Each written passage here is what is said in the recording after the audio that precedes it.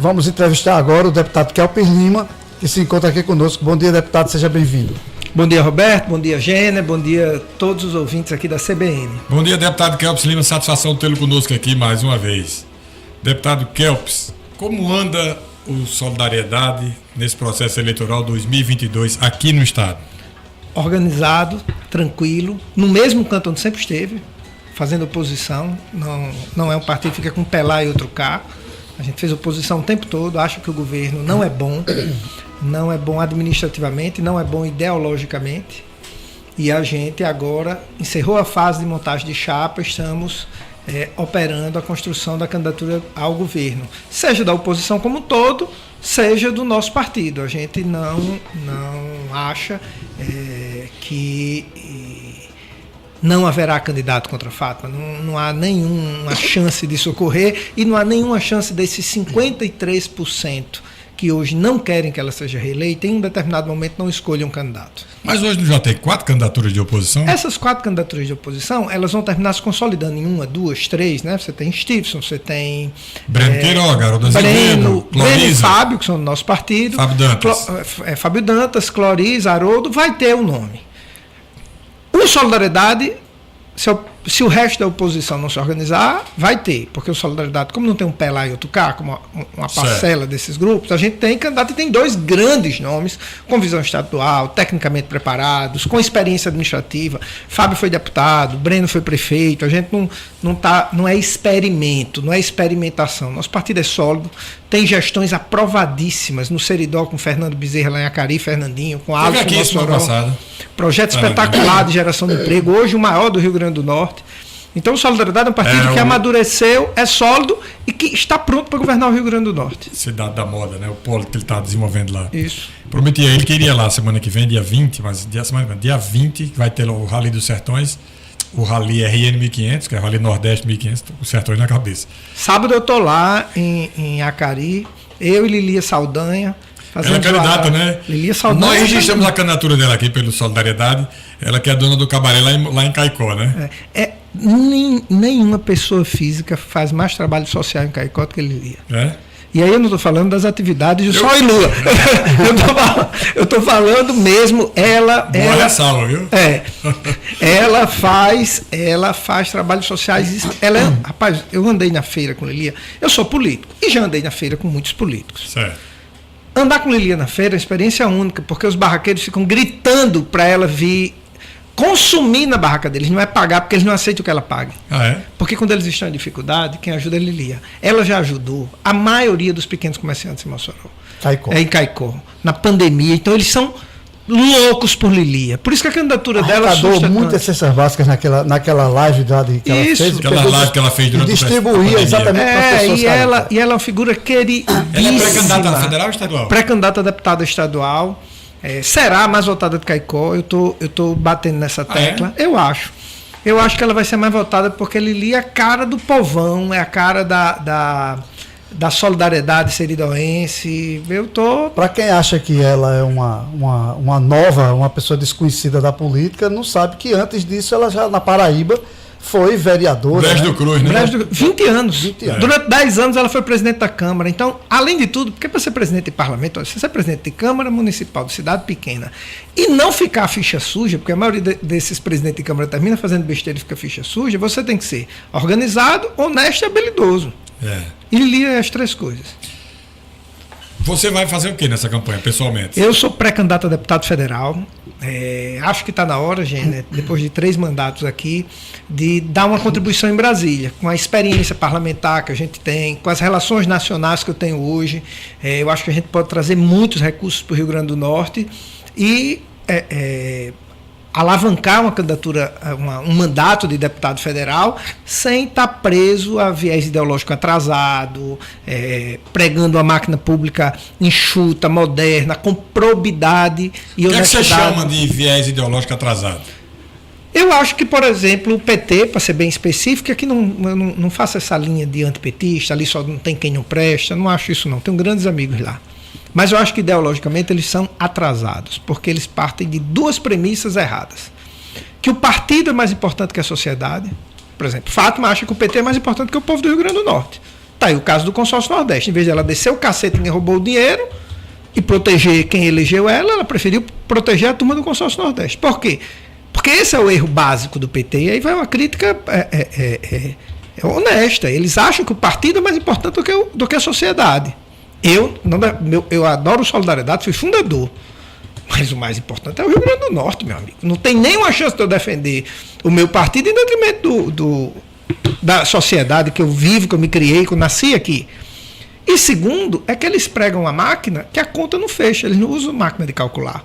Dá prejuízo, arromba o empresariado, gera desemprego, gera déficit fiscal, não são eficientes no que fazem. Não são eficientes. Então, dos 5 últimos governos, o PT participou de 4 no Rio Grande do Norte.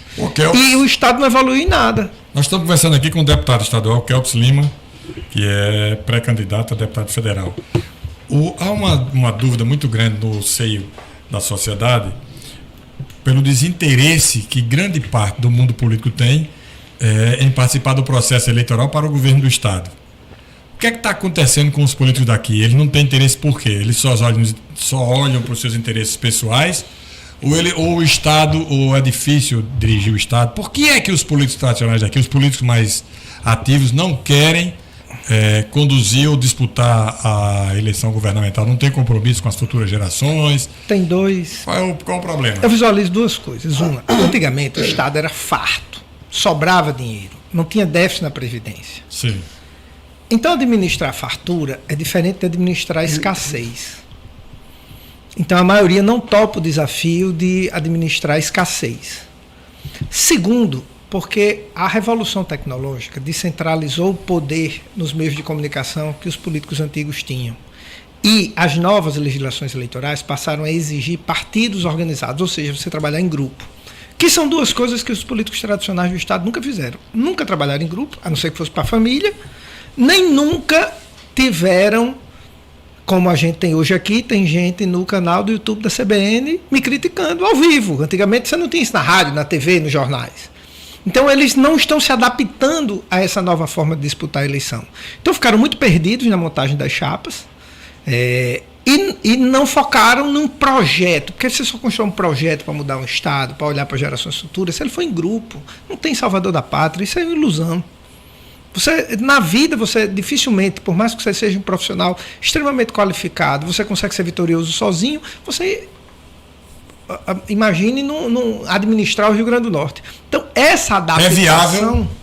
O Estado? Sim, porque é um Estado que tem um potencial muito grande, né? É viável se não for na conta de quem ideologicamente defende o que o PT defende. Porque essa conta não fecha. E aí eles têm que estar mentindo, como o Fátima mentiu. Prometeu que não ia fazer reforma da Previdência, dizia que era a reforma do fim do mundo e fez.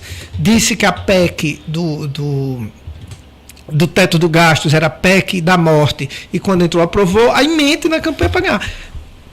Ia com carro de som para frente de prefeitura pequena do interior, esculhambar prefeito que não dava o piso integral e no dia do reajuste. E ela não deu 2 vezes. O piso de quem? Dos professores durante o mandato. 2 vezes teve greve de professor no governo Fátima, 2 vezes porque ela mentiu a vida toda para os professores. Para até fazer uma ressalva, eu não tenho nada pessoal contra a Fátima. Admiro a trajetória de vida e de vitória dela. Mas ela mente. Ela mente. Mente para ganhar a eleição. Olha o que é que Fátima está fazendo agora, com quem ela está se aliando. Quem adjetivava o PMDB de golpista não era eu, Kelps, não era o Solidariedade. Era Fátima. Chamava Walter Alves de golpista, o PSDB de Ezequiel de golpista. Era Fátima. Quem chamava, quem votou em Bolsonaro de fascista, não foi o Solidariedade. Foi Fátima, o PT. Carlos Eduardo é fascista? Carlos Eduardo está na chapa dela. Votou em Bolsonaro e disse que o PT só tinha ladrão. Então, ela mente pelo poder. Para o PT ficar no poder. Não é para o bem do Rio Grande do Norte. Não é para o bem do Rio Grande do Norte. Não adianta se iludir com isso. Deputado Kelps, você falou aí sobre veículos de comunicação, espaço à mídia e, de certa forma, o empoderamento, eu não gosto muito dessa palavra não, mas o empoderamento que o indivíduo passou a ter, nós como cidadãos passamos a ter a partir das redes sociais, da comunicação em tempo real e na área digital. Eu queria lhe fazer uma pergunta fora desse contexto político que nós estávamos falando, mas muito atual. Está em processo de votação na Câmara dos Deputados, não passou ontem, essa PL das fake news. Você deve ter visto isso. Aquele não é um modelo de censura para os cidadãos que passarão a ter dificuldade no que pode dizer ou que não pode dizer nas redes, ou seja, o conteúdo do que cada um pode dizer seria, a partir da aprovação dessa lei, objeto de censura? Isso é muito perigoso. Eu sou advogado. Nós temos um Código Civil e um Código Penal. Não seria o suficiente os dois? É o suficiente, é só punir. Tá. Quem difama, quem calunia, quem agride, né? Quem agride, já tem os elementos de punir. Esse tipo de lei, ela vem com um único objetivo, que é censurar. Tem uma coisa que eu concordo. Só tem uma coisa que eu concordo. Você pode dizer o que quiser, desde que você se identifique. Isso eu concordo também. Você pode até colocar um nome, um apelido no seu perfil, mas o seu CPF tem que estar lá. Por quê? Porque você pode infringir o Código Penal. Para saber o que você está dizendo. E a gente precisa ali, o judiciário precisa localizar. Eu chego lá, boto o perfil e digo, Gêner, eu estou vendo a hora que seu filho sai da escola, eu vou matar seu filho, a polícia tem que localizar essa pessoa. Então, a identificação não precisa ser pública. Não precisa ser pública. Para não sofrer perseguição. Porque eu vou criticar um governo, amanhã eu sou perseguido pelo governo. Faço uma crítica legítima, administrativa. Mas se eu cometer um crime, eu tenho que ser localizado. Então, a única coisa que eu concordo é que os CPFs, eles precisam sim ser identificados, porque se existe um setor da sociedade que sabe driblar a lei, é bandido. E a gente tem que ver que lei é para bandido. Agora, lei para quem critica, para quem quer omitir sua opinião, não pode ter censura. Os países livres do mundo, o cidadão pode dizer o que bem quiser e não tem problema nenhum. Os Estados Unidos lá são assim. Os Estados Unidos são assim. O Kelps tem umas mensagens aqui, só vou... Está aqui Marcelo Alves na audiência com a gente. Flávio Góes está dizendo, grande entrevista agora, tudo muito bom. O arquiteto Flávio Góes, a gente chama ele de Bolo, que é uma figuraça. Um abraço, Flávio. Marluce Bezerra está aqui na audiência também. Obrigado, Marluce. Um abraço para Eduardo. Muita gente aqui na audiência mandando... Tem uma pergunta aqui, deixa eu ver, meu Deus. Quando manda pergunta, eu tenho que ver antes, porque as perguntas são quase todas que chegam para a gente aqui com um viés ideológico de acordo com a cabeça de quem está mandando. Então tem que ler antes. Roberto, vamos continuar conversando com o Kelps enquanto eu vou ler para poder ver se eu faço ou não a pergunta. Não é censura, né? Porque as pessoas perguntam de acordo com... Essas pessoas que estão mandando aqui, tem várias. De acordo com o interesse delas. Verdade. Kelps, a gente estava fazendo aqui uma conta pela quantidade de nominatas que a gente vai ter aqui e pelo que diz cada nominata, que faz no mínimo 2 federais, são 8 nominatas, a gente vai fazer 16 federais apenas com 8 vagas. Como é que você enxerga isso? Eu sou profissional do ramo, até livro eu já escrevi sobre isso. Então, se eu mentir, amanhã eu vou escrever um livro, ninguém vai querer comprar meu livro. Eu tenho uma empresa de consultoria, eu não presto serviço para o Rio Grande do Norte, mas presto para fora do Rio Grande do Norte nessa área. Chapa de federal, foram formadas 8 chapas competitivas. Aí eu não vou citar o nome dos partidos para não gerar outro tipo. 8.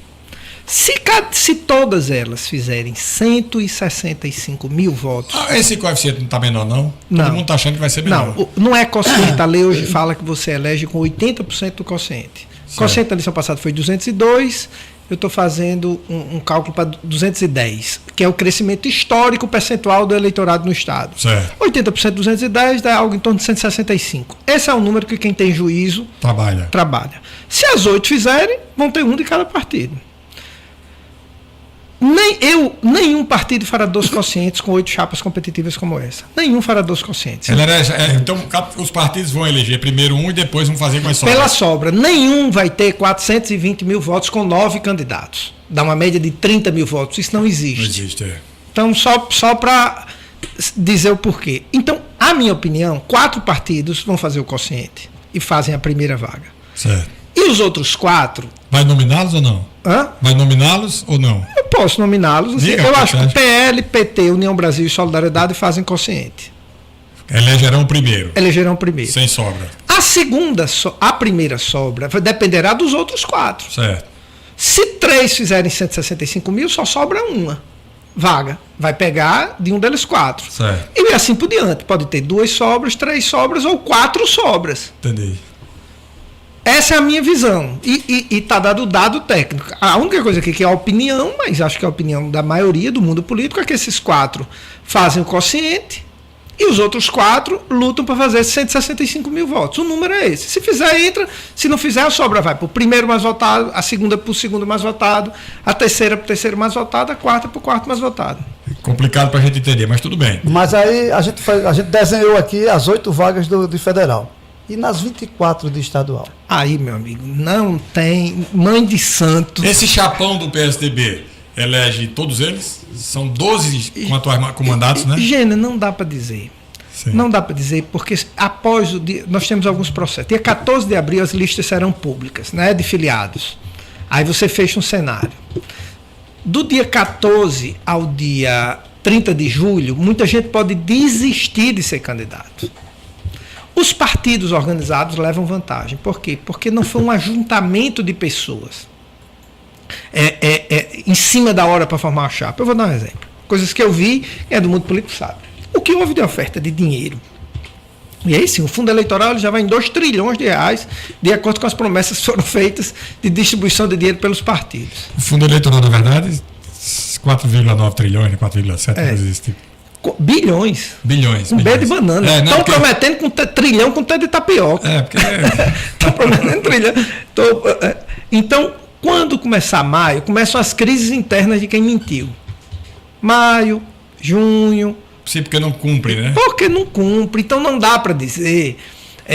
Alguns ajuntamentos que foram feitos, a gente tem experiência, se eles concretizam. Então só dá para fazer a aposta de quem vai ganhar ou quem não vai ganhar no dia após o registro das candidaturas. Tem uma pergunta aqui de Paulo Eduardo Melo, Paulinho, lá do bairro de Nazaré, que ele diz o seguinte: pergunto por favor a Kelps, já que ele diz que o Estado, entre parênteses, Fátima, não fecha as contas, se de fato há um ônus, por que ele não discute isso na Assembleia? É só, olha, com todo respeito, Paulo, se você acompanhar, é só o que eu discuto na Assembleia. Inclusive, isso não viraliza, não vira popular, porque são discussões técnicas. Eu tenho pós-graduação em gestão pública, mestrado em políticas públicas, cheguei a iniciar um doutorado, pagar matéria no doutorado, porque essa é a minha praia. Eu sou gestor acima de tudo, defendo máquina pública organizada, e se você for no canal do YouTube lá, fizer me honrar com a sua audiência, bota Kelps Gestão Pública, Kelps Administração Pública, Kelps Déficit Fiscal, você vai ver muitos vídeos meus, porque eu publico todos os meus vídeos de pronunciamento no canal do YouTube, falando sobre gestão pública e sobre a eficiência da máquina. Kelps, tem uma visão que chega para a gente através dos comentários dos prefeitos, sobretudo das pessoas ligadas ao mundo político, de que os últimos 2 anos, por conta da pandemia e pela ação do governo federal, fizeram com que as prefeituras e os governos fossem irrigados financeiramente. Que essas instituições que anteriormente viviam sem recurso, agora, nesse período, têm recurso. E, em virtude disso, os prefeitos estão realizando mais e melhores serviços à população e, por conta disso, a avaliação deles é muito melhor. E que, nesse processo eleitoral agora, os prefeitos teriam peso político-eleitoral diferente do que no processo eleitoral passado, quando eles estavam, em sua grande maioria, desgastados. Procede isso? Procede. Procede absolutamente. Claro que tem um prefeito ou outro que, mesmo com caixa irrigada de dinheiro, não está fazendo gestão boa. Mas, de fato, são minoria. É uma minoria. A maioria está bem avaliado. Um ou outro está mal avaliado porque ou já foi reeleito, ou teve uma vitória eleitoral irresponsável e agora está pagando conta de campanha com a máquina pública. Sim. Ou porque é ruim mesmo de gestão, né? Mas a única coisa que os prefeitos e a governadora não podem reclamar é falta de dinheiro. Nunca as prefeituras e o governo do estado receberam tanto dinheiro do governo federal, nunca, não tem similaridade na história do país, do que receberam agora nos últimos 2 anos. Isso criou um afastamento das prefeituras em relação ao governo do estado? Uma independência, que é diferente e é saudável. Né? Quem deu calote nas prefeituras foi a governadora, tanto é que teve que correr agora para repactuar, porque mesmo irrigada por dinheiro, com dinheiro ela não fez os repasses constitucionais obrigatórios para os municípios. Que repasse? De FPM? De ICMS. ICMS? Isso. Aquela confusão do ICMS. Lembra que a gente já discutia que o governo devia o ICMS, que fez a mudança do PROED sem discutir com os municípios. Depois foi feito um acordo e mesmo assim não cumpriu o acordo. Mas não tem só isso não. Tem também a questão, aquela questão das UPAs e da saúde. Esses repasses foram feitos, Campos? Confesso que não sei lhe dizer como é que está hoje. Eu sei que os prefeitos estavam preparando, inclusive, isso não foi publicizado, um pedido de intervenção no Estado. Por isso que o governo correu para fazer acordo, porque não estava tendo o repasse que é obrigatório, calote absoluto. Eu fico imaginando, Gêner, Fátima na oposição. Se Fátima Bezerra fosse deputada estadual, o escândalo que ela faria na Assembleia em um governador ou uma governadora igual a ela. Tocava fogo na Assembleia. Rapidamente, nós temos 1 minuto. Qual é a posição do Partido Solidariedade no processo eleitoral brasileiro? Eu defendo que o Solidariedade tenha candidato a presidente. Por quê? Porque como nós temos divergências internas muito fortes, eu não vou nem falar do Rio Grande do Norte, porque a gente não vota no PT aqui, está mais do que claro durante a entrevista.